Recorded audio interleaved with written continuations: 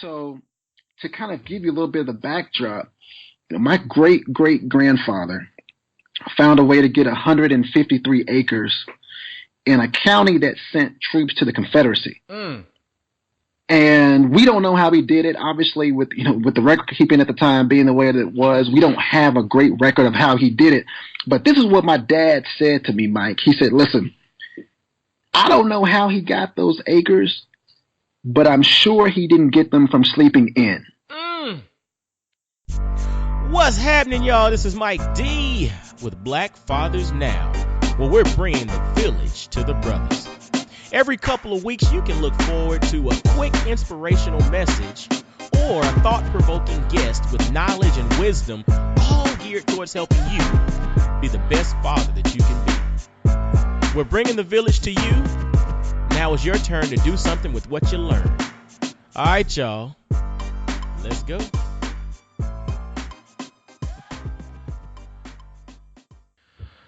What's going on, fellas? This is Mike D with Black Fathers Now. Now, dig this, man. I got a guest on the line that is, his experiences are very much non-typical, but they are amazing. Like, I mean, nothing short of amazing. And the brother that I have on the line for this episode is my man, Daron K. Roberts. First and foremost, he's a husband and a father.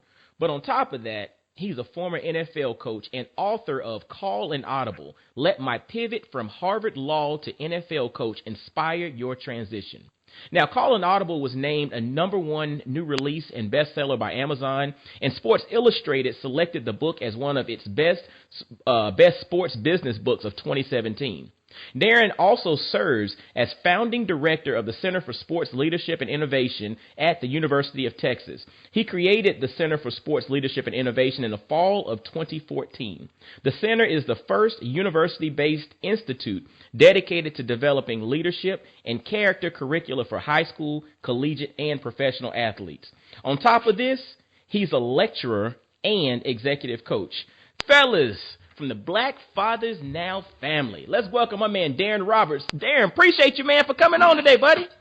Hey, Mike, thanks for having me, brother. I know we've been trying to do this for a while, and appreciate you being, patient with me, but I've been looking forward to it, man. So looking forward to the conversation. I appreciate you, brother. And hey, before we get started, we got to give shout outs, man. You better shout out the family, the wife, everybody, man. Go ahead and give some shout outs, my man.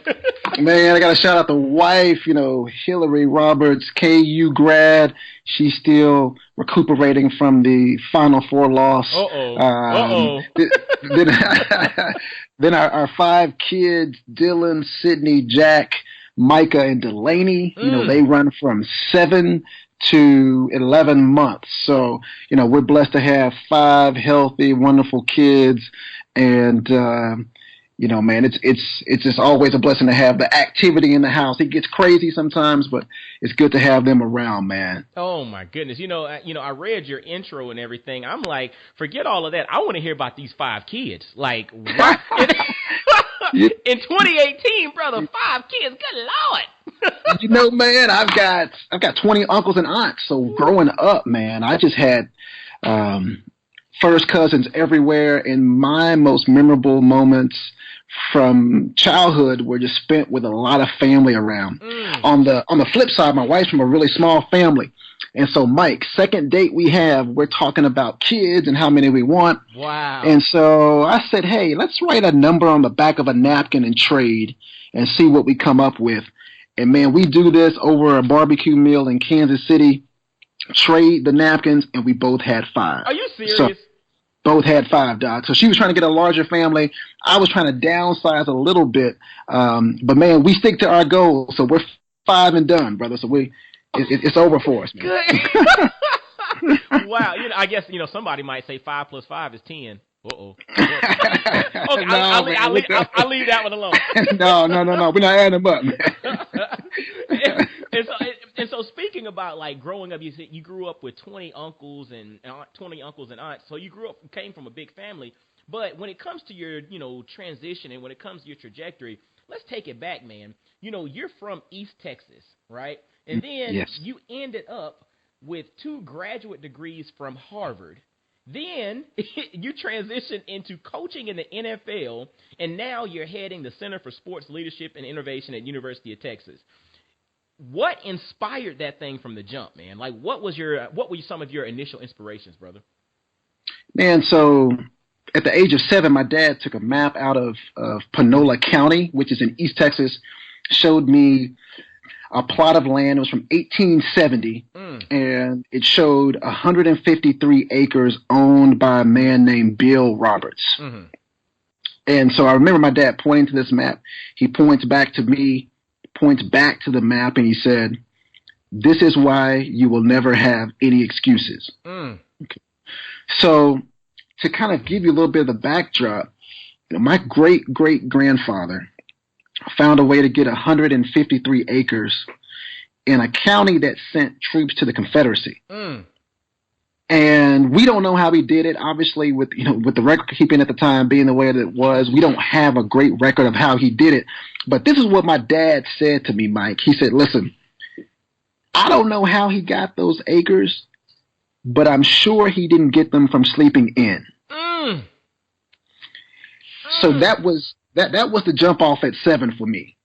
And that really framed my entire approach to life. My dad's a Baptist minister, so every Sunday at 12:25 p.m., I'm listening to him say, "You don't know when you're going to die. You need to get right with Jesus." That's right. Right? Mm-hmm.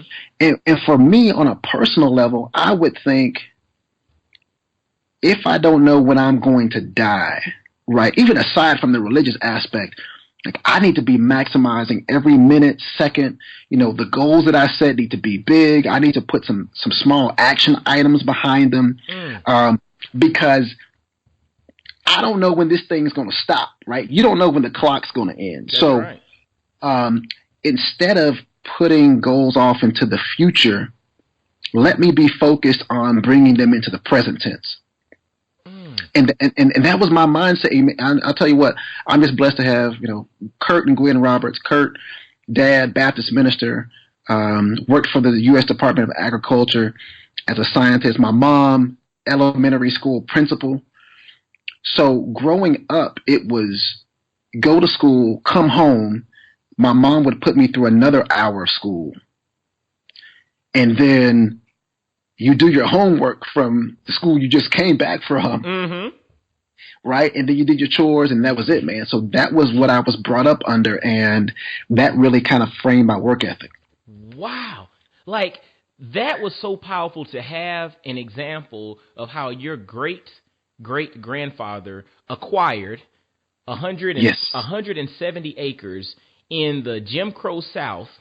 Or now, that's actually Reconstruction. So that's just after the abolition of slavery, and we can go into Juneteenth because that's Texas. And it's wild. He acquired that, but the thing that was so powerful, your dad said, "I don't know how he got it, but I'm sure he didn't get it from sleeping in." So you had the inspiration there that planted a seed at the age of 7, but then on top of that, because of the expectations that were set by your parents, you had high expectations that were set and continuously reinforced. So you had the inspiration combined with the high expectations that were continuously, reinforced and, on top of you 24/7, that you really had no choice but to go do the doggone thing.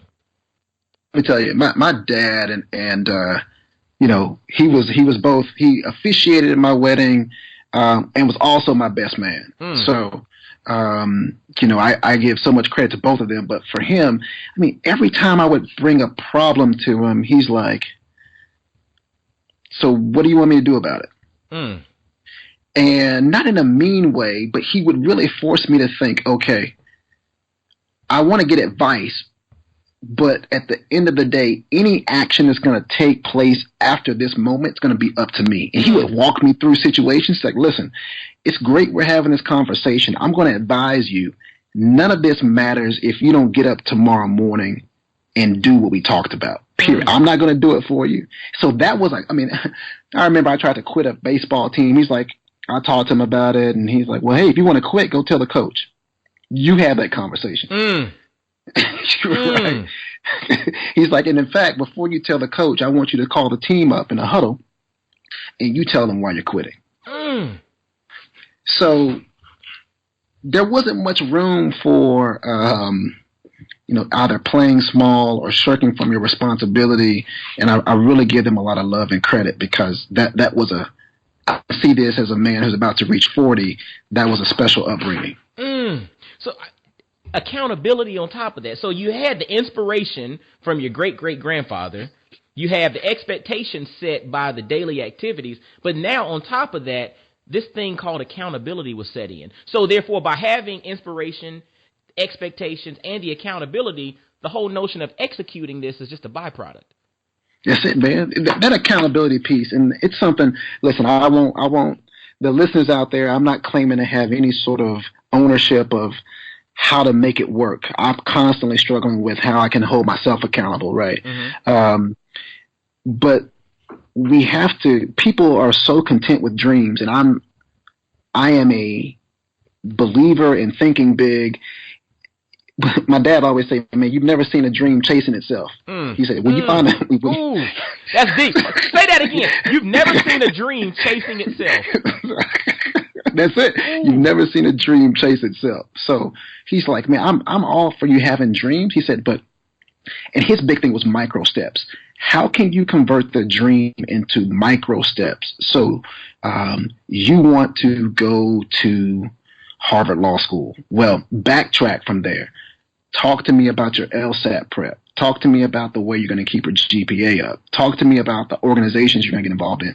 Talk to me about the school visits you're going to do before the application process. Talk to me about how you're going to put a list of 3 people together who've been before, reach out to them, have a 30-minute conversation. So he was all about micro steps, right? And because I think so many times we get caught up on the big thing, which I love that from a standpoint of motivation, but the dirty work happens in the micro steps, right? On the ground level.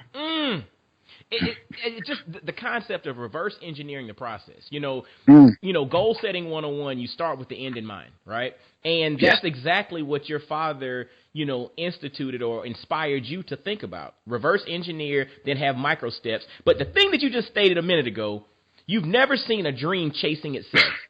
That, fellas, when you say value bomb drop, that's one of them. You've never seen a dream chasing itself. And I'm going to tell you what's powerful, is you reference your father a lot, right? This is Black Fathers Now. You mentioned the fact that, your dad officiated your wedding, but he was also your best man. And a lot of steps along the way, your dad was there. And it wasn't a scenario in which he was going to tell you what to do. He allowed you to figure it out, but he was there along the way. How did that itself inspire you? Or how has that allowed you to kind of grow and develop yourself? Or how has that kind of impacted you in this current role that you're currently in as a father of 5? So, I always knew that he was present, right? He worked from 8 to 5, or 8 to 4, but when he would come home, and all the time we would have church activities, but he was just always around, right? Like, he wasn't the kind of, he wasn't hanging out the bars, and I'm not saying there isn't a place for this, but there weren't many times when he was inaccessible to me. And I really can't speak. I would say this. I know a lot of fathers out there, man, listen, we're working 2, 3 jobs, travel, you're trying to make things happen. I think we have to, and I'm talking to myself as I'm kind of walking through this, we have to make it a point, and we have to be very intentional at a very basic level of just being around. Now, that's just the entry level, and obviously there are some things we need to be doing while we're there, but just being around, I'm struggling with that myself as kind of travel's picked up. Like, my kids need to see me. They need to see me washing dishes. They need to see me mowing the yard. I need to be tucking them in. So just being present, I think, is such a powerful component to sound parenting and fatherhood that we can all try to incorporate more into our lives. That's big. And at the end of the day, that's something that we can all do. Yes. That's something that we can all be intentional about doing. That's something that we can all restructure what's important in our lives, because if that's important, if it's important to be present, we put the things that are important on the front burner. Everything else kind of gets put on the back burner, right? And so if it's being intentional and being present in the lives of our family, of our children, of our spouse, if that is important to us, we need to put that on the front burner and make it a point. And so that's powerful. And that's very sound advice. And so kind of going back to walking through your story a little bit here, you mentioned that, your dad, gave you the flexibility to man up and make your decisions. Like, he gave you advice here or there, but then he also allowed you to go and kind of take the lead in regards to your life itself. When I look at your story and, we mentioned you went to Harvard and got 2 degrees from Harvard. You graduated from Harvard Law, but you ended up bypassing a potentially, lucrative career in the legal field to go and coach football. Like, what? Like when we stop and you think about trajectory, people say Harvard, you graduate from Harvard Law. Like, when I think Harvard Law, I think of, Reginald Lewis and, you think of all this stuff, right? But you chose to finish Harvard Law and then coach football. Yeah. What inspired that? And I'll back up a little bit to that. I just want people to know that I got waitlisted at Harvard 4 years. And I always tell people this story because, a lot of times we look at the end product, but coming out of undergrad, I get this letter in the mail, you've been waitlisted. Okay. I worked for a year in D.C., applied again, waitlist number 2. I went to the Kennedy School for my master's, year 3, waitlist, year 4, waitlist. So 4 letters. And Mike, essentially, they had changed the date, and that was the only difference between any of the letters, right? So my dad and I started having conversations, and he's like, hey, listen. I said, well, how will I know when to stop applying? He's like, I can't tell you that. That's on you. And it was finally on that 4th attempt that I got in. So just fellas,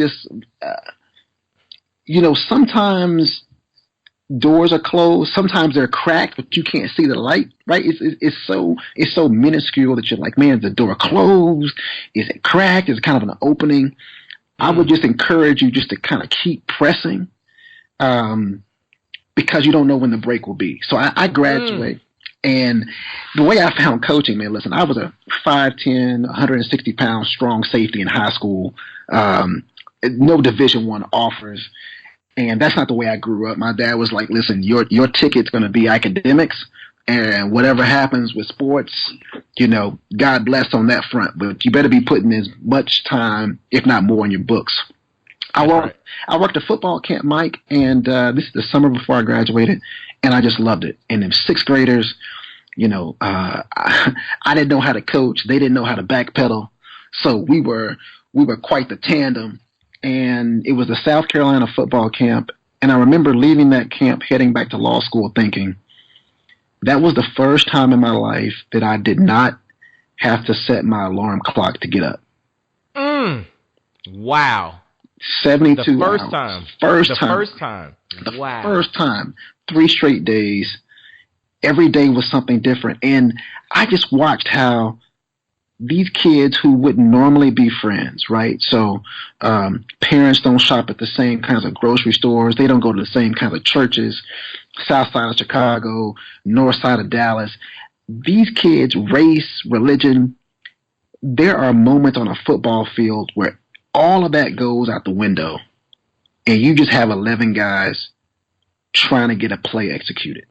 And that just, it was something in my gut. I was like, I can't walk away from this. Like, this is the first time, and I was 30 at the time.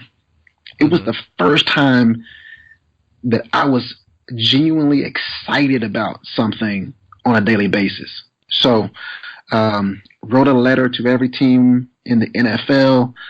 31 of 32 rejected me, and Herm Edwards with the Chiefs at the time gave me a shot to be a training camp intern, which essentially was a grunt.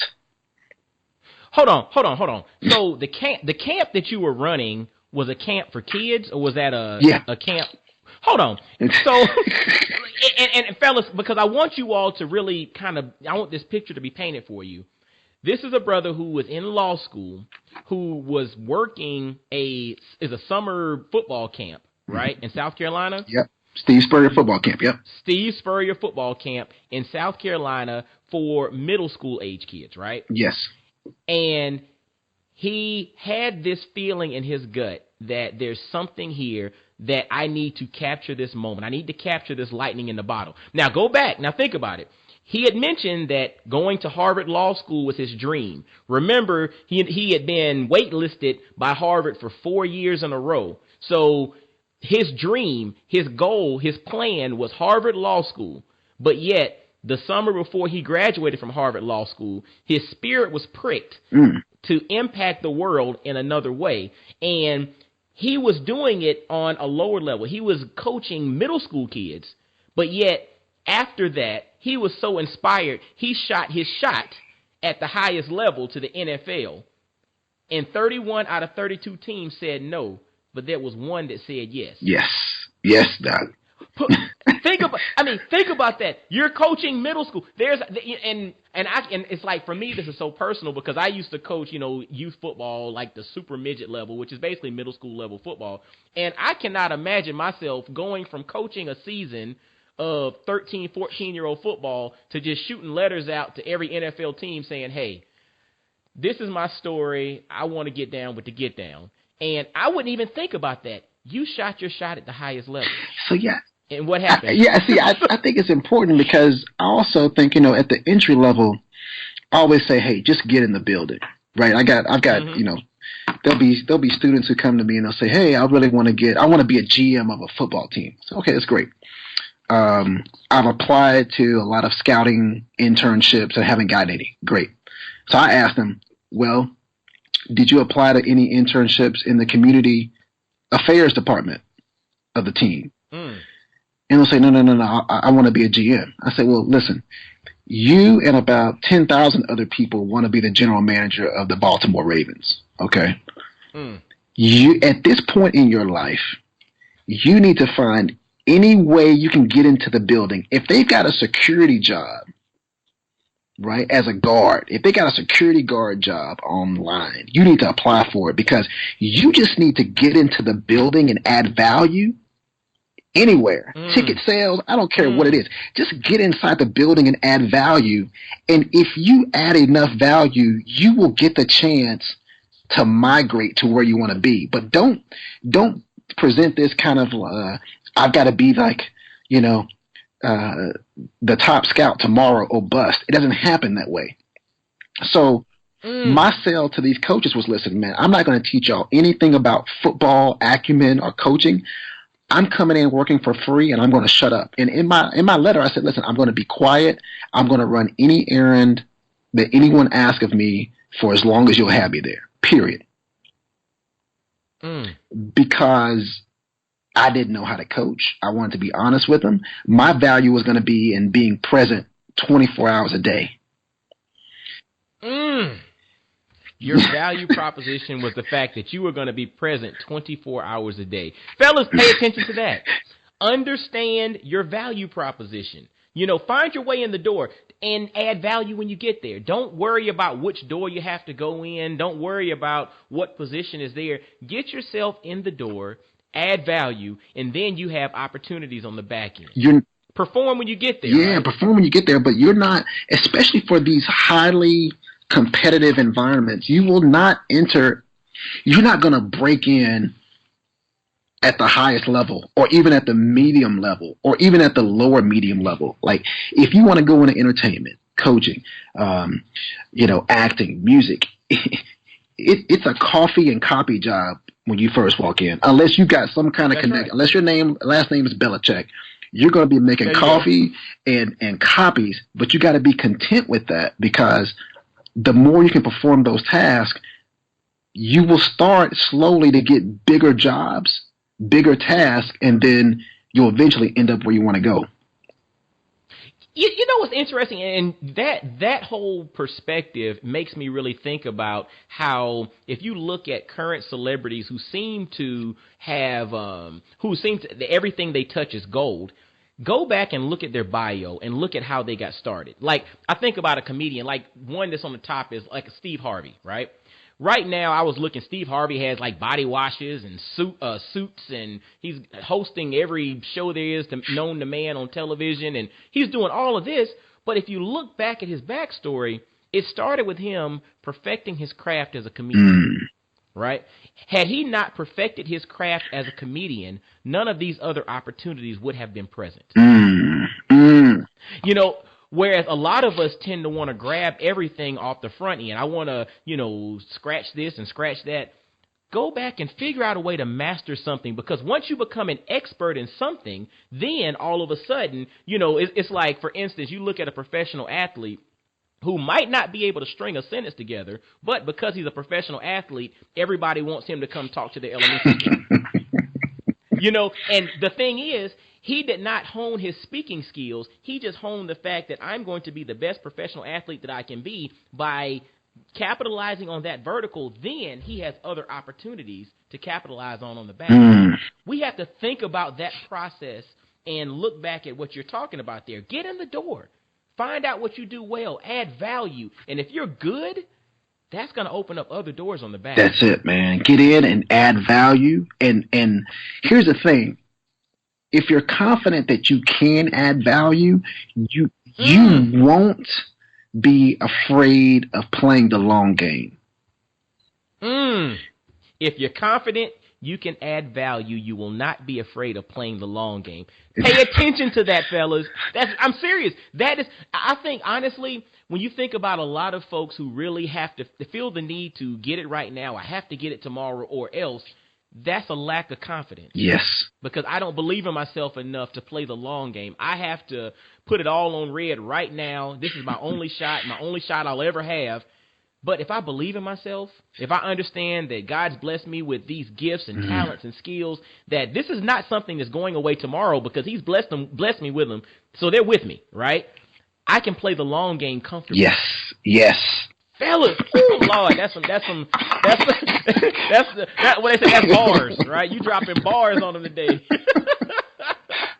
So speaking of that though, man, you have what's considered a non-linear path, right? Meaning where you are now, if somebody looked at your trajectory, looked at your history, it was not like step A, B, C, D, E, F.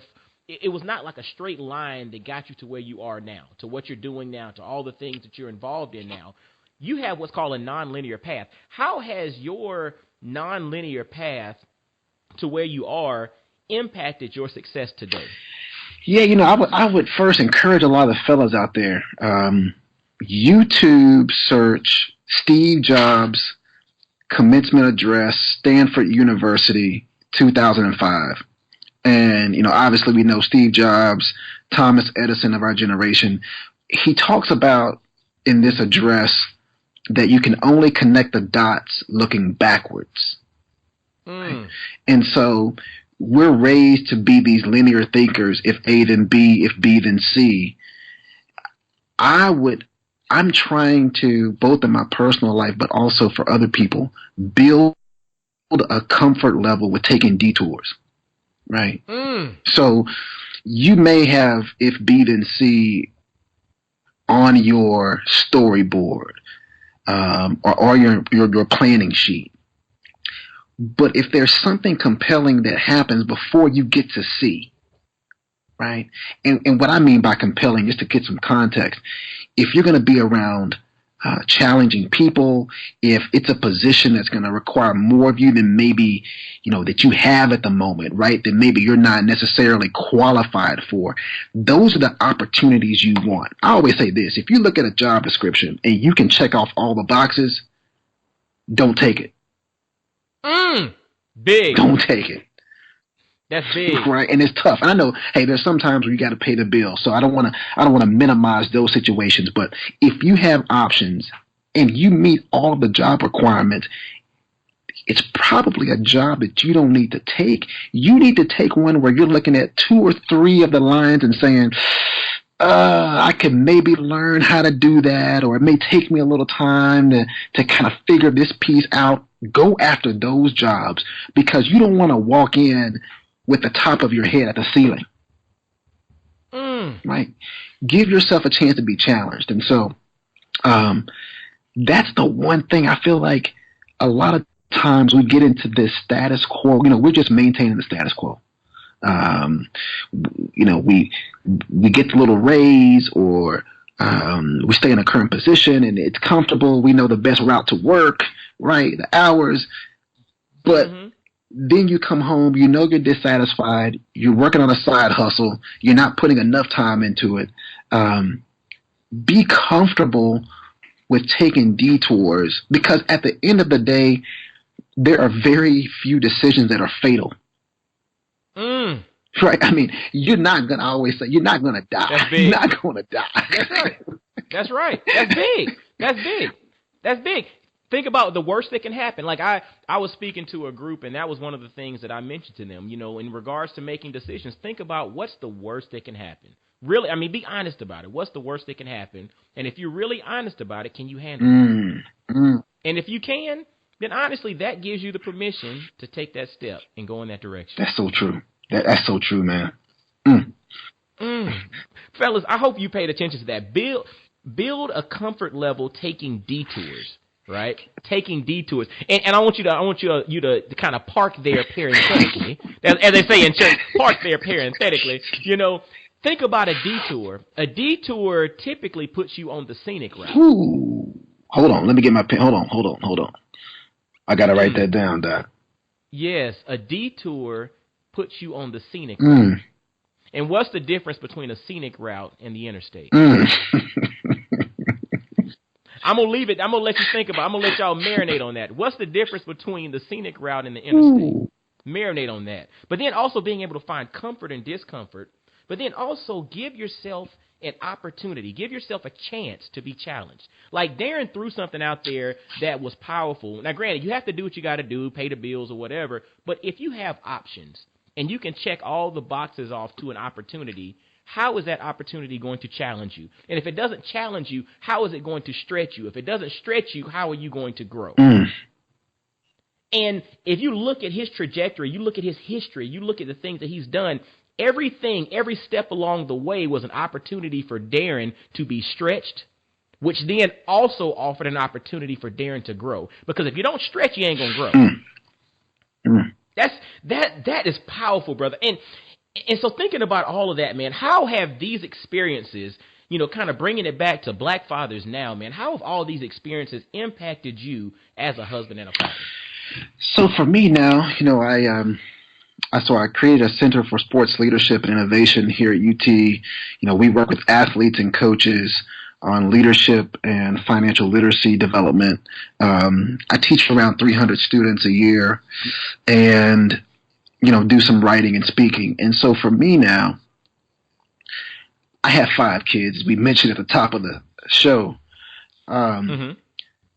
I'm now trying to find a way, like my soul, if you ask any one of my kids, hey, what's dad's most important job? They're going to say to keep me safe, number one. So they know that. That's right. That's number one. If you ask them, what's his second most important job? They will, the 4 oldest ones that can talk, they're gonna little man, they're gonna say to expand my horizons. Period. So they know that. I always tell them that, right? So my dad's sort of mindset that he grew up under, he just wanted to expose me. We drove from East Texas to Mexico. Man, this was the longest trip, man. So Chevy was Silverado, was halfway air conditioning, but he just wanted to get the experience. He said, "Listen, I just wanted you to get through the experience of crossing a border." Wow, that is powerful, right? I'm sorry, but that's powerful. So we didn't have money to fly to Cancun, but just to cross a border, to hear a different language, to see how people interact. We have to find as many ways as we can. And listen, this doesn't mean international travel, but just in your city alone, I'm trying to find ways to take my kids to things that they don't normally see or that they wouldn't expect would be in their kind of diet of stimuli. So, man, we went to an Andy Warhol exhibit that was here on campus. Now, my kids can't spell Warhol, all right? Mm-hmm. But my daughter's like, man, these colors are bright, right? She's 5 years old. She's like, man, these colors are bright. She's like, I've never seen pictures like this. That 5-second statement alone, that's worth the 2 hours walking through this library. I mean, through the museum and the exhibit. So I think as fathers, one thing that I'm constantly trying to do, because we want to raise children that don't think in a linear fashion, expose them to as much stimuli that goes against what they've seen as humanly possible, right? And all you want to do is to get their minds churning and start asking questions. And I tell them, half the questions they ask me, I don't have the answer to. I say, man, listen, I don't know. Mm-hmm. I said, but here's how we can find out. Let's walk through the ways we can find the answer out, right? So it's all about exposure, Mike, for me at the end of the day, right? Getting kids in front of things, getting their minds looking at just things that will challenge the way they view the world. Challenging their view of the world. And, I'm a big proponent of the whole concept, exposure leads to opportunity. Because when you become exposed to something, it gives you that opportunity to flip your preconceived perceptions on their side. Because before you're exposed to something, all you have to go on is what somebody else has told you, right?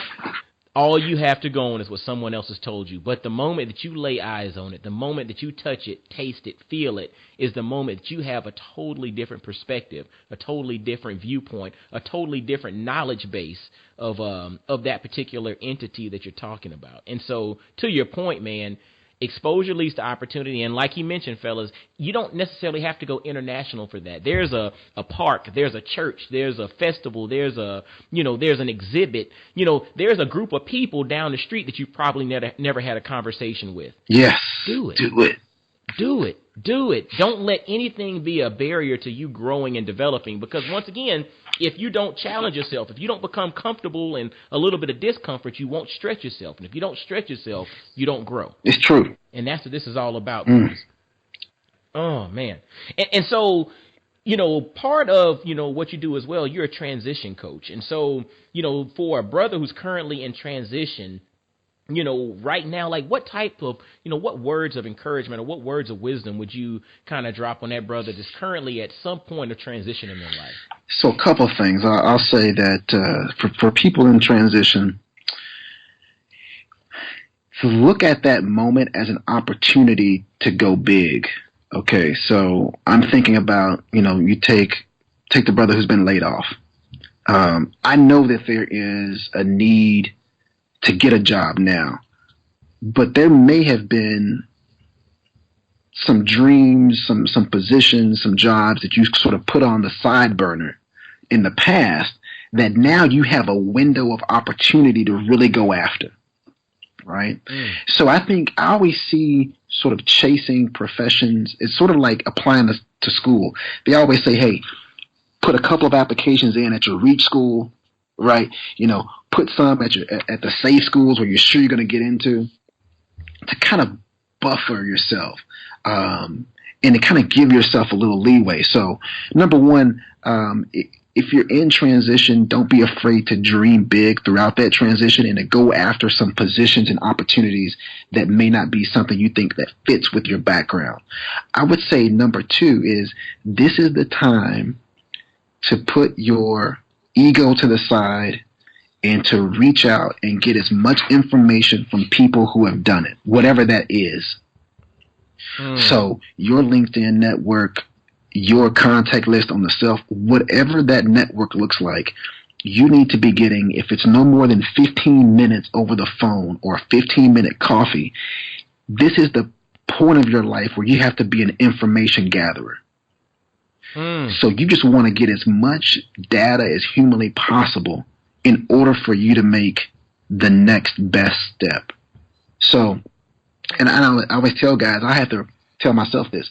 When you're in this mode, this is less talking and more listening. That's big. That's big. Two ears, one mouth for a reason. That's right? it, man. I'm talking about taking a notepad and saying, "Hey, walk me through your day. I want to hear about your profession," and then being quiet and listening and writing. Because I think oftentimes we think, well, hey, if I ask someone else to kind of tell me about their life, their professional life, it kind of puts a negative light on us. Like we don't want to humble ourselves to do that. I'm the first to tell somebody, listen, I meet an investment banker. Explain to me kind of what you do. I kind of sense of what you do, but just walk me through a transaction, right? Just walk me through from the very beginning. And you'd be surprised at how they'll take you through that transaction. Like, oh, okay, this is how you add value, right? So be an information gatherer. And then the last thing I'm going to say, which I talked about at the beginning, was just micro steps, man. Just like, it doesn't have to be go through all of my LinkedIn contacts today. For me, I'll say today I'm going to go A through C, last name A through C. And I'm going to find 20 people in this sector that I want to talk to. I'm not going to reach out to them. I'm just going to build out an Excel sheet. And then tomorrow I'm going to go back and do D through F, right? So don't make it so big that you never get started. Set yourself up to win by setting these micro steps and micro goals. Set yourself up to win.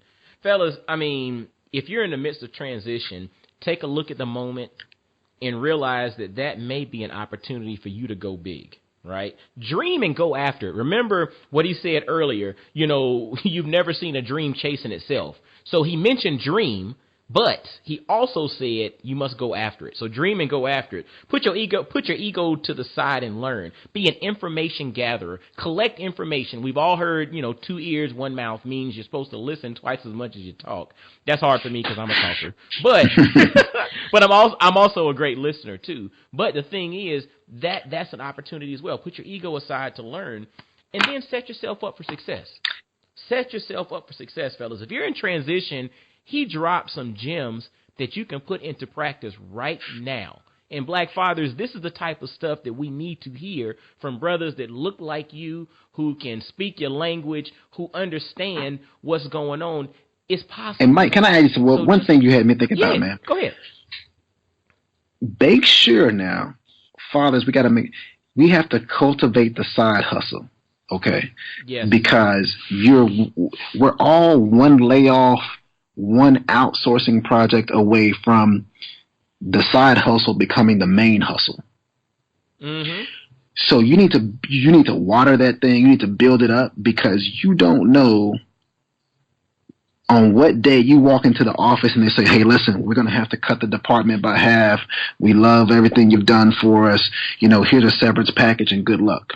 That happens in real life.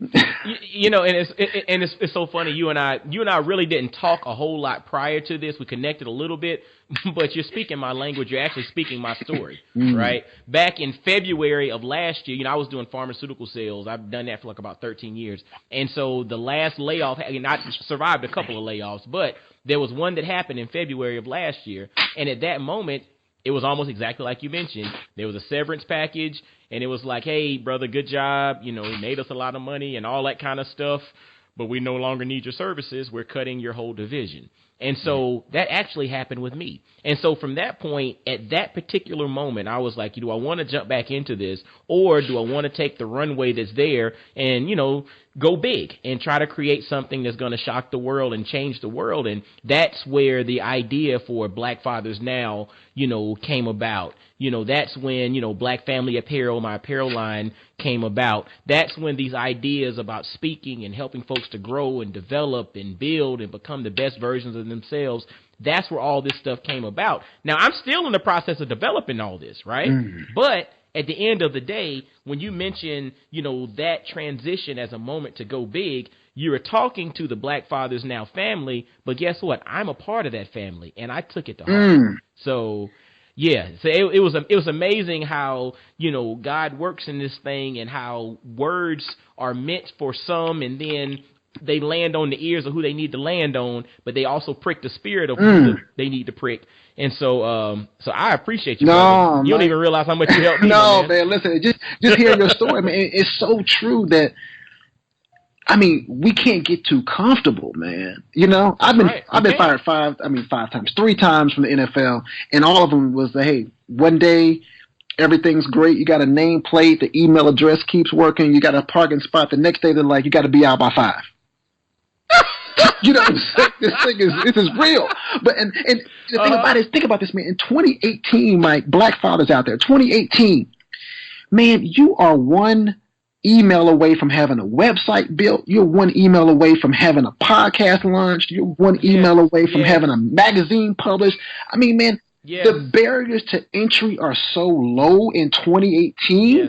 And I think that the problem is they're so low and we're still scared. That's big. You know that's big. because now what it's done is, it's not 1998 where if you want to start an LLC, you have to go down to a lawyer's office, sit down for an hour, sketch it out. He'll get back to you in 2 weeks. Now you go on LegalZoom and you're done. So what's happened, Mike, is now we don't have any excuses. Wow. None. You know what? It's so funny, man. You know, with the, you know, some folks out there in various Greek organizations will know this, but excuses are monuments of nothingness. They build bridges to nowhere. People who use these tools are incompetent. They are masters of nothing. And so, if you stop and you think about it from that perspective, excuses are monuments of nothing.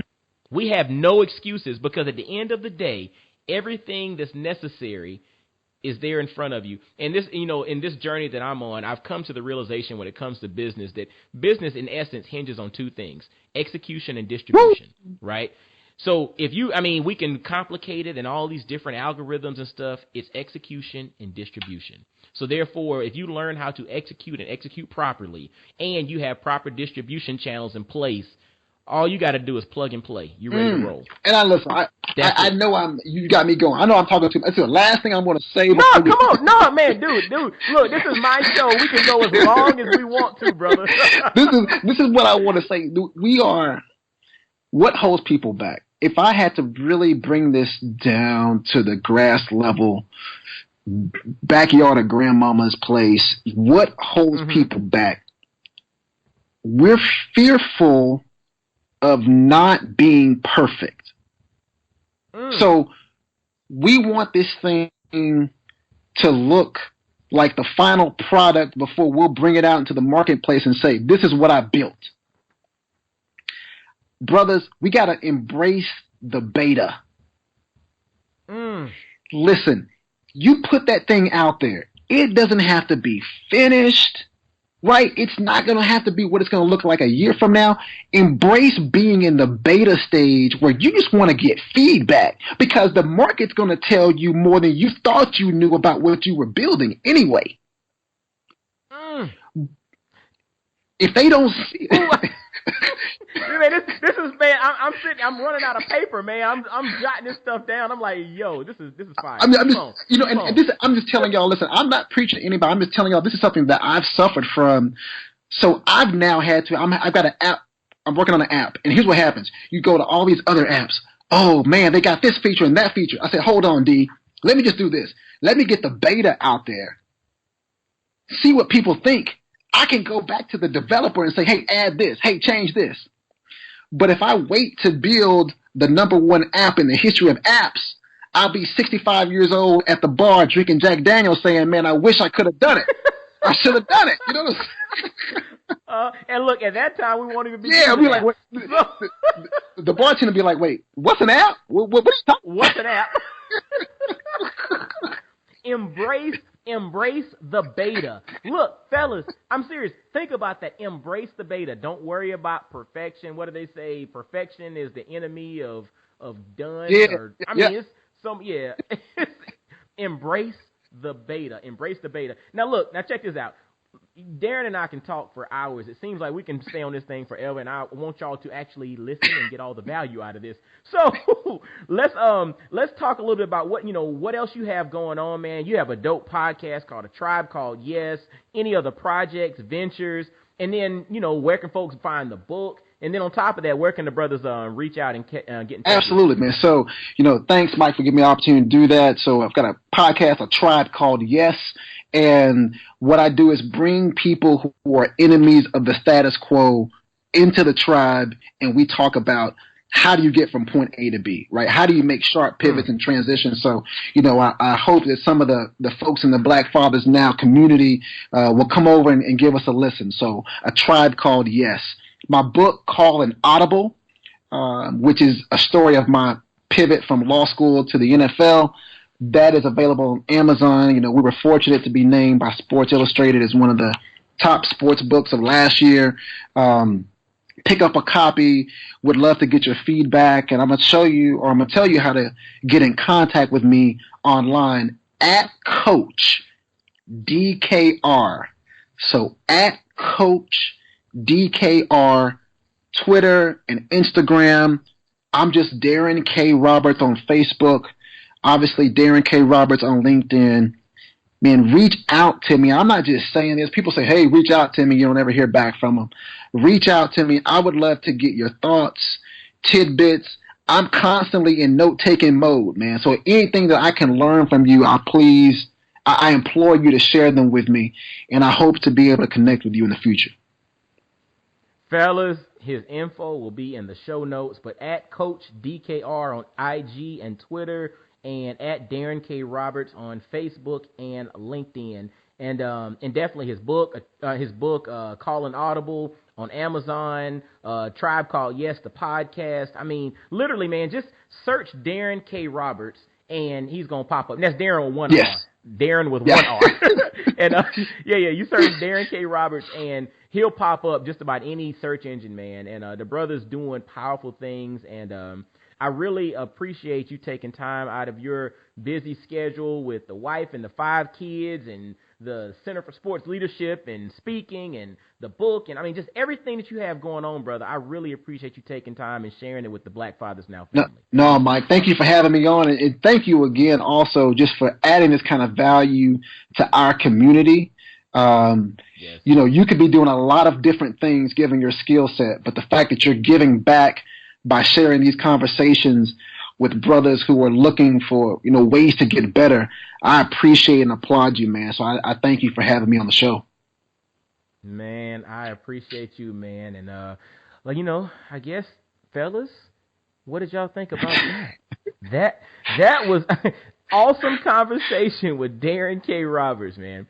And so, fellas, as always, definitely follow up with Daron and let him know that you heard about him on Black Fathers Now, at Coach DKR on IG and Twitter, Daron K. Roberts on Facebook and LinkedIn. Grab a copy of his book, follow his podcast, A Tribe Called Yes, and again, leave comments and everything and let him know you heard about him on Black Fathers Now. As always, visit blackfathersnow.com. Follow Black Fathers Now on Instagram, Facebook, and Twitter. This episode is being sponsored by blackfamilyapparel.com. Visit blackfamilyapparel.com to grab some dope apparel that celebrates the nuances of the Black family. And you know what? Until next time, fellas, y'all be blessed, well, and wise. And I'll holler at you. Peace. Yo, fellas, I hope you enjoyed today's episode. And always visit blackfathersnow.com, as well as follow Black Fathers Now on virtually every social media platform you can think of. Instagram, Facebook, Twitter, everywhere. Just follow us and engage with us, man. Look forward to hearing from you. And I guess until next time, I'll holler at you. Peace.